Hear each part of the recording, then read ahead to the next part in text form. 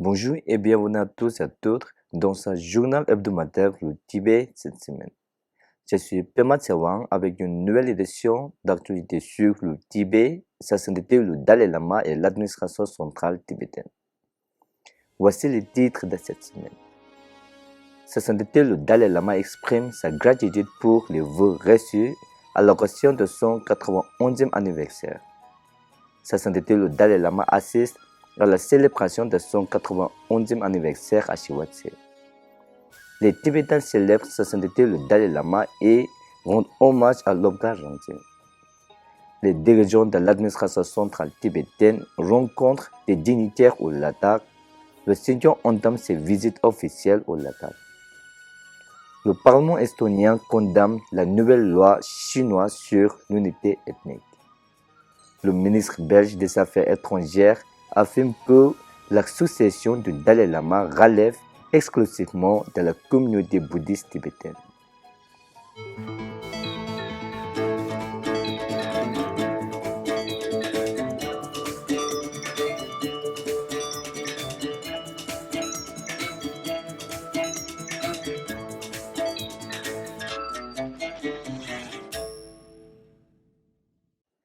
Sa sainteté le Dalai Lama a adressé un message de gratitude à tous ceux qui lui ont transmis leurs vœux chaleureux à l'occasion de son 91e anniversaire.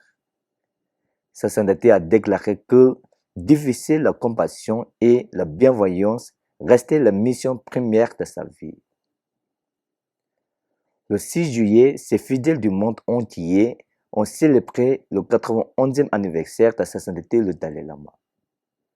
Sa sainteté le 14e Dalai Lama a honoré de sa présence l'événement organisé sur le terrain d'enseignement de Shivatse au Ladakh où une foule estimée de 25 000 personnes s'est rassemblée pour célébrer 91 ans de pratique de la compassion, de promotion de la paix mondiale et de l'harmonie religieuse, ainsi que de diffusion de connaissances sur la paix de l'esprit.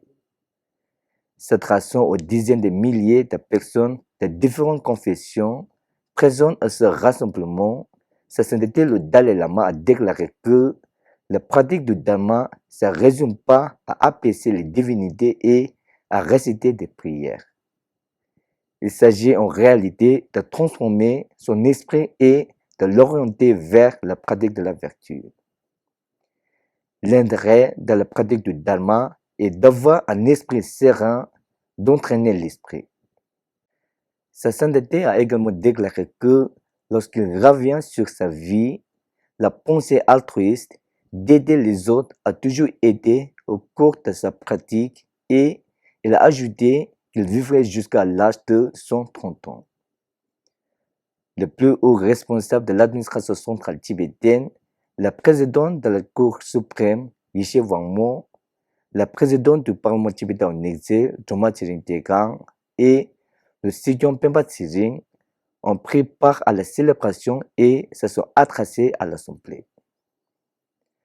Cet événement festif a été organisé par l'administration centrale tibétaine, l'association bouddhiste du Ladakh et l'association des combats du Ladakh.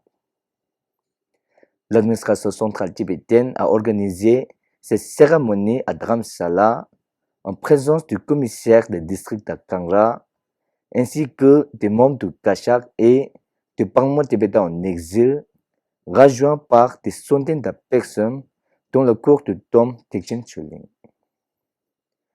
Le Sigyong par intérim, Tségel Chugya Djani, câlin du département de la religion et de la culture, et le vice-président du Parlement tibétain en exil, Khenpo Sonam Tembe, ont respectivement lu les déclarations du Kashak et du Parlement tibétain en exil. Ces déclarations ont exprimé la gratitude envers Sa Sainteté le 14e Dalai Lama pour son immense bienveillance et ont critiqué la République populaire de Chine pour avoir mis en œuvre la soi-disant loi sur l'unité ethnique et le progrès qui a institutionnalisé ouvertement des politiques visant à éroder les identités, les cultures, les langues et les traditions distinctes des peuples non chinois. Alors que les Tibétains du monde entier célébraient le 91e anniversaire de l'assassinat du Dalai Lama, toutes les manifestations ont rendu hommage et commémoré la mémoire de Lobgang Ringzhen, militant tibétain décédé après s'être immolé par le feu devant le siège de l'ONU la semaine dernière.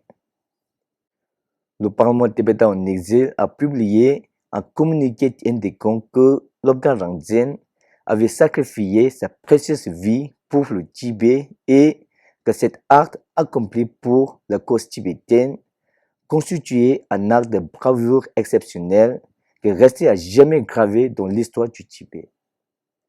Le Parlement tibétain en exil a lancé un appel à la communauté internationale, en particulier au gouvernement, au Parlement et aux instances compétentes des Nations Unies, afin qu'ils procèdent de toute urgence à un examen juridique de cette soi-disant loi et prennent toutes les mesures nécessaires pour empêcher qu'un crime de génocide ethnique ne soit commis.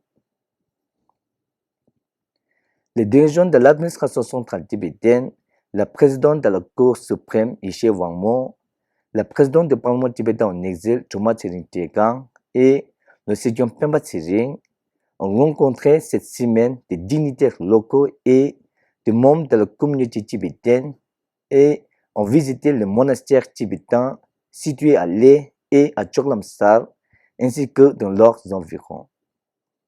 Le Sejong Pemba Tsering de l'administration centrale tibétaine a effectué des visites d'inspection dans les institutions tibétaines et le bureau communautaire au service de communauté tibétaine du Ladakh, notamment le Centre tibétain de soins de santé primaire, la Commission locale tibétaine de justice, le Mouvement régional tibétain pour la liberté, la section de Minzikang, la Société coopérative régionale tibétaine et son bureau de télévision par câble, le bureau de représentant en chef, l'Assemblée locale tibétaine et la Société coopérative tibétaine.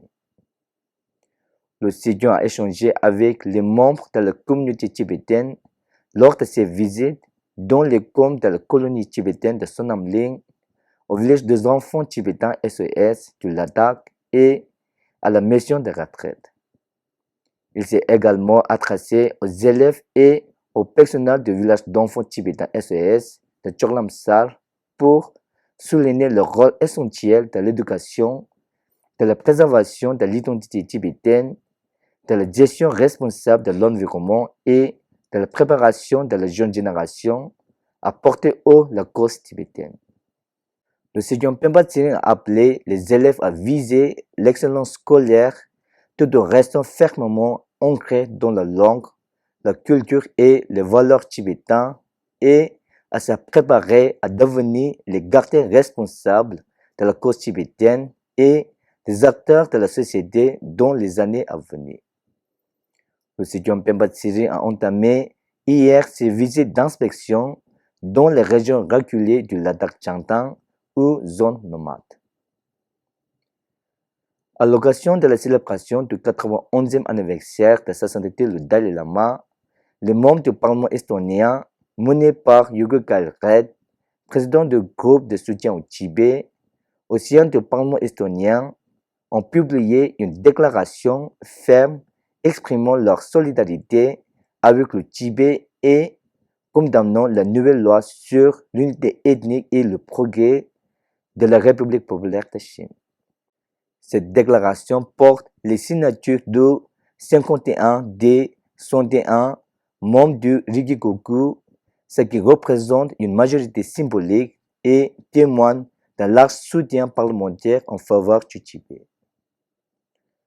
Le vice-premier ministre belge et ministre des Affaires étrangères, des Affaires européennes et de la coopération au développement, Maxime Prévost, a réaffirmé que la succession d'assassinat le Dalai Lama relevait exclusivement de la communauté bouddhiste tibétaine et devait se dérouler sans ingérence des autorités laïques. Cette déclaration fait suite à une question orale posée par Hans van Hoof, député au Parlement fédéral belge, lors de la réunion de la Commission des Affaires étrangères du 17 juin concernant les tentatives de la Chine d'intervenir dans la reconnaissance du futur Dalai Lama et les implications de sa loi sur l'unité ethnique récemment promulguée pour les droits culturels, linguistiques et religieux du peuple tibétain. Répondant au nom du gouvernement belge, le ministre Maxime Prévost a déclaré sans évoquer que l'association de Dalai Lama relève de la communauté tibétaine elle-même, sans gérance des autorités laïques. Il a ajouté qu'il partageait les préoccupations concernant la situation des droits de l'homme au Tibet, la liberté de religion et les droits culturels du peuple tibétain. Saluant déclaration du ministre, le représentant Rinzing Gengan du bureau de Tibet à Bruxelles a exprimé sa sincère gratitude au gouvernement belge. C'est tout pour cette semaine. Merci d'avoir suivi Tibet TV à la semaine prochaine.